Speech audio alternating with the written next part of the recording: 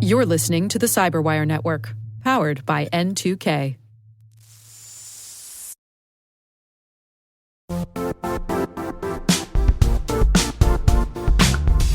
Most security conferences talk about Zero Trust. Zero Trust World puts you inside. This is a hands-on cybersecurity event designed for practitioners who want real skills, not just theory. You'll take part in live hacking labs where you'll attack real environments, see how modern threats actually work, and learn how to stop them before they turn into incidents.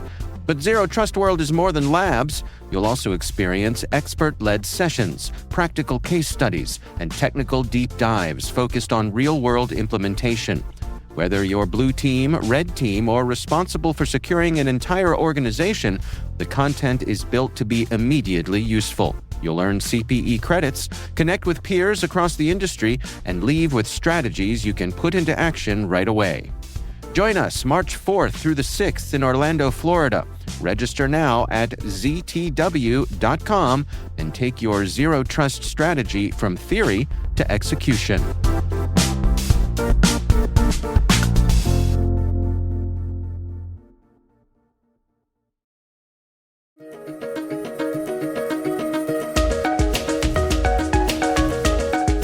Hello, everyone, and welcome to the CyberWire's Research Saturday. I'm Dave Bittner, and this is our weekly conversation with researchers and analysts tracking down the threats and vulnerabilities, solving some of the hard problems, and protecting ourselves in a rapidly evolving cyberspace. Thanks for joining us.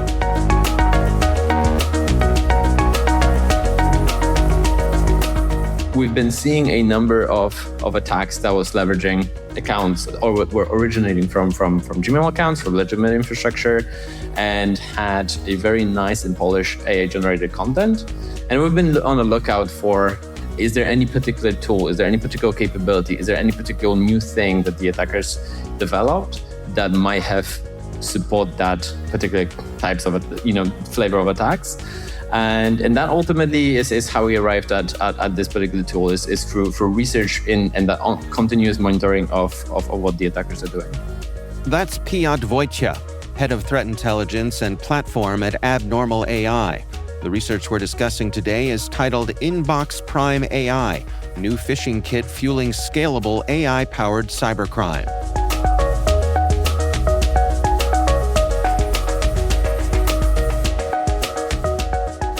Well, for listeners who haven't seen your research, how would you describe Inbox Prime AI? Well, ultimately, you can think of it as a tool that allows you to send email attacks or craft email attacks. And it's a very point and clicky. So it has a very friendly user interface, very intuitive interface. It pretty much looks like a legitimate marketing software. But the kicker or the big selling point is that it is AI enabled. So it allows you to customize the content of the email, whether it's subjects, whether it's the content of the messages themselves, with AI, which makes those emails look extremely professional. It makes them look, obviously, they're polished, they're grammatically correct. So everything that AI has to offer. And on top of that, it has a number of different templates, so you can and parameters, so you can adjust the tone, you can adjust the language, you can adjust the industry, you can adjust the theme. So it has pre-built themes within the tool itself, and most importantly, it also operates as pretty much as a legitimate user, or as if it was a legitimate user coming from a Google infrastructure. So to send those email attacks out, it leverages the Google Gmail infrastructure and the accounts that are Gmail accounts. So ultimately, it's a mix of the legitimate infrastructure and AI content that is pre-generated in this very intuitive interface that makes pretty much crafting attacks extremely, extremely easy. Yeah, one of the striking aspects of this is, as you say, it operates through Gmail's web interface. Why is that such a meaningful design choice here? Well, when you think of email security, or one of the ways how different companies and organizations try to combat the problem of email attacks, is pretty much to ensure that those emails are not spoofed, that they're coming from the sender who actually said that it's going to send that email, or from the person who is actually associated with the organization that they claim to be associated with. So for that, we have pretty much three particular brackets, so SPF, DKIM, DMARC, that allow you to pretty much verify that the email is coming from legitimate infrastructure, from a specific organization, from a specific sender. So if you leverage Google, if you leverage trusted infrastructure such as Google, those headers or those checks will pass. And that's one of the ways how vendors and security solutions check for security of the incoming email. So it's one way to kind of bypass those very, very simple checks. Let's call it that way. And then the other thing is that obviously that creates a lot more trust and a lot more legitimacy with the recipient. Sending an email from Gmail account is probably better than, hey, I want a pawnyou.com account. So. Right. Well, let's talk about the AI component. So what role does AI play in generating these phishing emails themselves? Yeah, so ultimately what we have here is we pretty much have a pre-built, you can think of it, not even templates, but pre-built parameters that AI takes and then crafts specific emails based on your need. So if you wanna send an email that is coming from an HR person, if you want to send an email that is focused to specific recipient who might be a payroll analyst because you want to attempt a payroll fraud, you can specifically call out what type of email you want to create, what tone of that email should be, whether you're an expert, whether you're a beginner. You can create urgency. You can be very specific with your needs, and ultimately, what the AI component of it will create that entire content of the email for you. So pretty much within number of clicks, you have an entire content of an email ready. And also, there's an ability for you to templatize that. So if you want to create different variants of that template, if you want to create a different types of that email because you want to send to different recipients, there's an ability for you to include certain parts of that email as templates, and then AI will take care of the rest of the generation of that content and really make sure that it's exactly fit to your needs and what you want it to be before that's being sent out. So that entire concept of creating the content is AI generated, and then the intuitive interface and the Gmail infrastructure that is responsible for sending, that's pretty much just the orchestration of that tool. So does this make it much easier for the attackers to create a high level of polish compared to older phishing operations? Oh, 100%. I think one of the key indicators, especially in the world of the business email compromise back in the day, was really looking for typos, grammar errors, or even things that just don't sound right. Like, I'm not a native English speaker, so when I speak, you can probably pick up on little things when I say that just don't sound right. Like an English speaker might not say it in a specific way, or the way I put words together it just doesn't make sense. So it's it's similar concept applies to those emails. Back in the day, you would have some of those emails that would just not sound right, or they would have some errors, they would have some mistakes. This completely removes that layer of ability for users to spot, hey, there's something off about this email. But not only that, it creates the polish, it creates the professionalism, it creates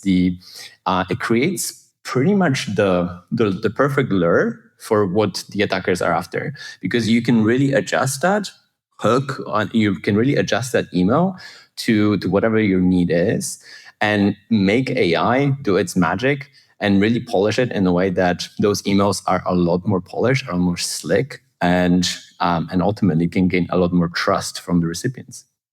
Yeah, I have to say that Inbox Prime looks more like a commercial SaaS product than a crime tool. It does. It's quite interesting how Some of those tools really focus on the user experience, but at the same time, like when you think about it, it really lowers the bar of entry for anyone. So the price point, is not that scary. You can get that pretty much for $1,000. But also back in the day, a lot of before the age of AI, having the knowledge and the know-how to create the infrastructure, the underlying infrastructure, both to be able to send the emails, to be able to orchestrate the framework that would actually be able to send emails from different accounts through different servers, and then having templates and content, and then having the landing infrastructure. There's so many different components to successful phishing operation, and that requires a certain amount of skill or access in terms of you buying those tools from someone else. And this is a perfect example of that bar being so low now that you can literally be someone who has no idea how any of this works, and then open a tool, click a few buttons, and pretty much you're able to deliver a phishing campaign and attack most organizations around the world.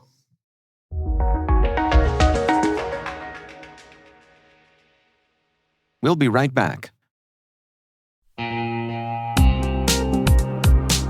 Ever wished you could rebuild your network from scratch to make it more secure, scalable, and simple? Meet Meter, the company reimagining enterprise networking from the ground up. Meter builds full-stack, zero-trust networks, including hardware, firmware, and software, all designed to work seamlessly together. The result? Fast, reliable, and secure connectivity without the constant patching, vendor juggling, or hidden costs. From wired and wireless to routing, switching, firewalls, DNS security, and VPN, every layer is integrated and continuously protected in one unified platform. And since it's delivered as one predictable monthly service, you skip the heavy capital costs and endless upgrade cycles. Meter even buys back your old infrastructure to make switching effortless. Transform complexity into simplicity and give your team time to focus on what really matters, helping your business and customers thrive. Learn more and book your demo at meter.com/cyberwire. That's meter.com/cyberwire.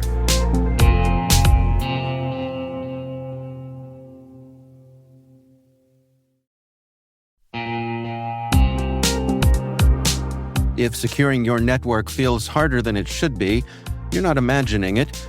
Modern businesses need strong protection, but they don't always have the time, staff, or patience for complex setups. That's where NordLayer comes in. NordLayer is a toggle-ready network security platform built for businesses. It brings VPN, access control, and threat protection together in one place. No hardware, no complicated configuration. You can deploy it in minutes and be up and running in less than 10. It's built on zero-trust principles, so only the right people can get access to the right resources. It works across all major platforms, scales easily as your teams grow, and integrates with what you already use.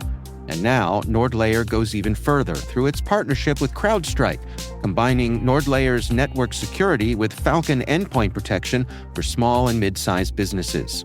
Enterprise-grade security made manageable.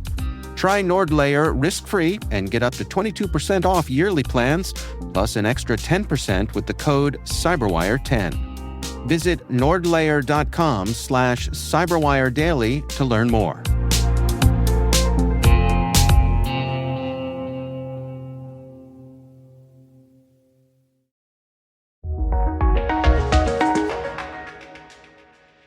Can we touch on the scalability here? I mean, this has bulk management tools and things like proxies and templates, as you mentioned. This is designed to be able to fit the needs of a lot of different types of operators. That is correct. Well, one thing that is worth keeping in mind is that when you're a cyber criminal, you want to obviously perform your operations probably in a way that won't land you a nice place in jail somewhere.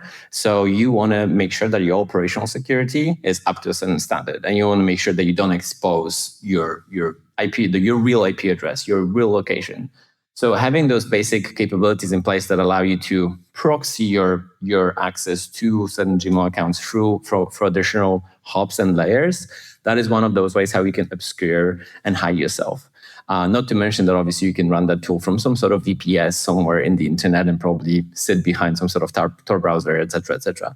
So there's a number of ways where you already have a pre-built capabilities in the tool itself that can allow you to obscure some of your origin and some of the origin of your attacks. But also to your point, there's additional things in place that allow you to also adjust the quality of your emails. So there's like a quality assurance capability that pretty much looks at the message and ensures that like, hey, this could actually be flagged by a spam filter, or this could actually be flagged by potential security filter. So let's adjust this wording, let's adjust this sentence, let's adjust this even more. So it doesn't hit on those very obvious, static signatures that some of the email security vendors might have, and that also allows with the scale and the not only the scale of the attack, but also allowing you to adjust it specifically to your needs. And I think I also mentioned that the final piece when it comes to the scale is the template variation. So you can pretty much adjust the templates with specific tags and pretty much specify that like, hey, within that tag, here's a number of different variations I want you to iterate on when you create the emails. So each email kind of comes out with a custom take on it, custom twist on it. And we already touched on the Gmail aspect of it as well. So you can you have pre-configured email addresses, and that also allows for scale because it doesn't come from one specific address. It originates from multiple different addresses. So ultimately, you can send as many operations as you want, and they'll be as custom as you want them to be. Now, one of the things you pointed out was a shift in their business model here, that this was originally sold as a subscription service, but they made some changes. What's going on there? Yeah, so originally, like you mentioned, it was sold as a subscription. So there was an ongoing monthly payment versus a one-off payment.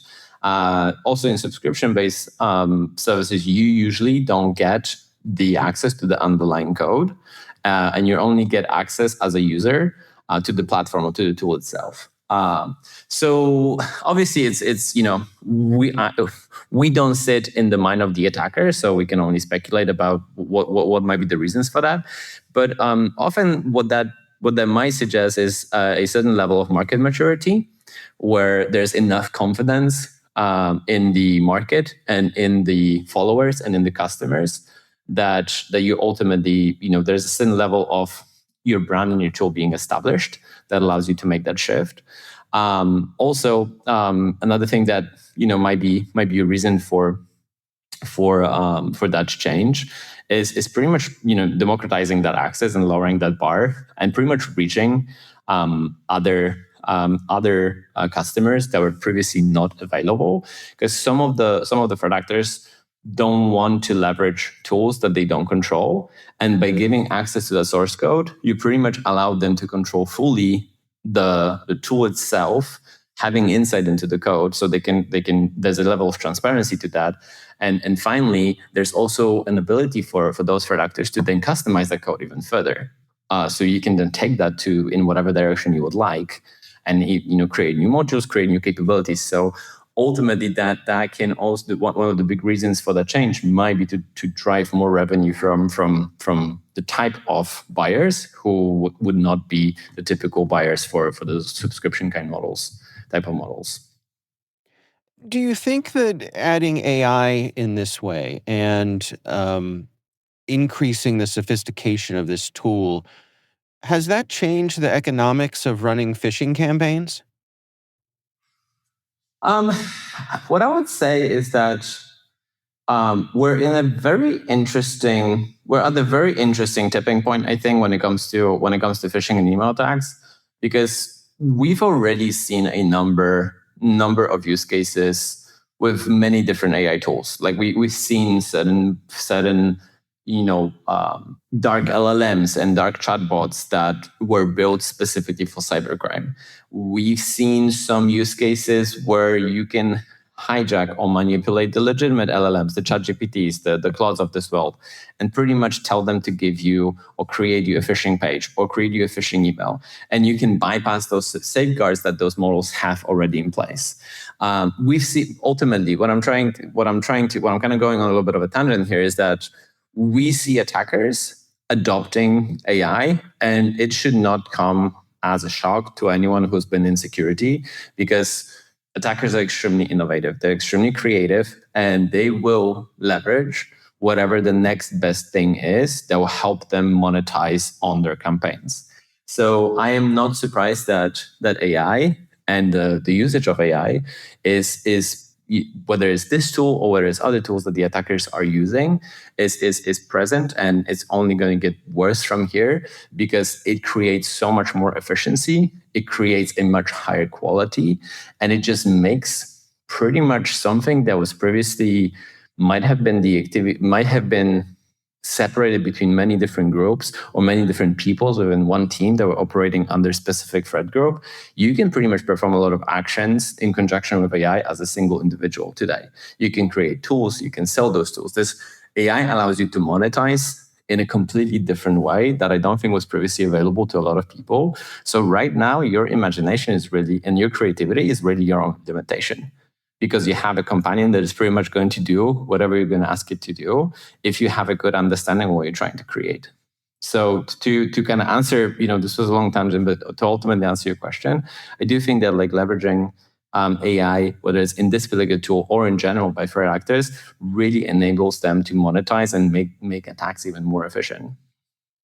Yeah, it really strikes me that, for the past couple of years, we've been talking about how these tools would be coming, and everyone needed to prepare and brace themselves that these types of tools were inevitable.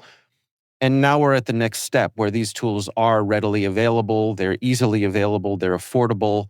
And so that's the world we're in now. Exactly. And we're, just wait for the next year RSA, where we're going to see that every company is selling some form of AI agent. And usually that is just a certain level of abstraction representation of where we are as an industry. So we're inching towards, more autonomous capabilities. We still have an assisted co-pilot type of attack tools right now, but we're inching towards the world where those workflows will be fully automated, will be autonomous. And that is going to be also an extremely interesting point in that phishing evolution, where we're going to start seeing attacks that might be fully automated, that might be actually done through a fully automated workflow and through AI agents, or some flavor of AI agent implementation by the threat actors. So that is also going to be extremely interesting to see. So what are your recommendations then for folks who are tasked with defending their organizations? What's the best way to defend yourself against these sorts of things? Yeah, so honestly, like one of the things that I've been thinking about coming into this conversation, but also being part of many different conversations, just seeing some of the attack trends and some of the changes in what attackers do.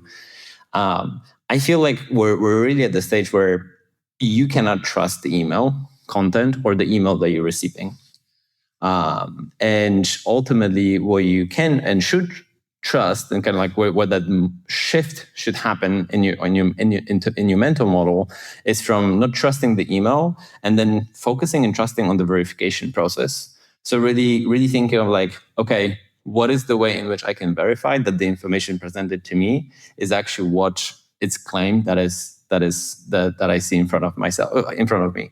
So when I think about business email compromise attacks, if you're talking to the same vendor every day, and let's say the threat actor takes over the account on the vendor behalf, and then pretty much tells you, hey, I just changed my bank details. Can you please update that in your system? If you see that email and you just go and action that is likely going to expose you to an attack at some point. However, if your mind shifts from this, okay, I cannot trust the information that is in front of me, but I can trust the verification process, that can be as easy as you picking up the phone and calling your vendor and like, hey, I just got this. What do you need me to update? Or any form of there's a process component, there's a human component, there's a technological component. Like with every other problem, it's exactly the same. So what defenders can do is they can focus on pretty much every aspect of those three components, and that starts with process, that starts with people, and obviously like there's a technology that can also support you. So I can speak to each and every one of those individually, but that concept of not trusting the emails and not trusting the email content and really trusting the verification process, or allowing yourself to have process in place, whether it's your training, your ability to look at the email through the lens of like, if this was an attack, what should I look for? Do I have a technology that allows me to verify if this is an attack? Do I have a process in place that allows me to verify that this is an attack? That is something where we as organizations and as defenders can really focus our attention and hopefully make ourselves and others more secure.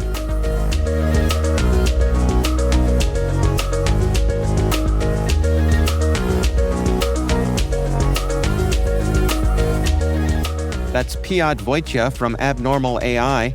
The research is titled Inbox Prime AI, New Phishing Kit Fueling Scalable AI-Powered Cybercrime. We'll have a link in the show notes. And that's Research Saturday, brought to you by N2K Cyberwire. We'd love to know what you think of this podcast. Your feedback ensures we deliver the insights that keep you a step ahead in the rapidly changing world of cybersecurity.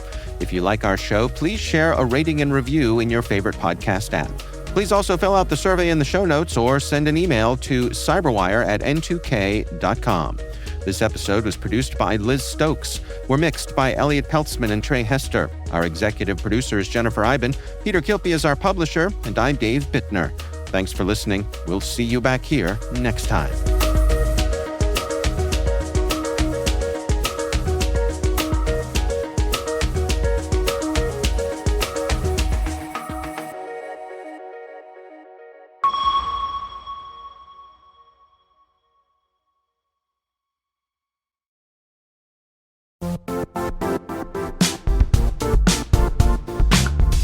If you only attend one cybersecurity conference this year, make it RSAC 2026. It's happening March 23rd through the 26th in San Francisco, bringing together the global security community for 4 days of expert insights, hands-on learning, and real innovation. I'll say this plainly, I never miss this conference. The ideas and conversations stay with me all year. Join thousands of practitioners and leaders tackling today's toughest challenges and shaping what comes next. Register today at rsaconference.com/cyberwire26. I'll see you in San Francisco.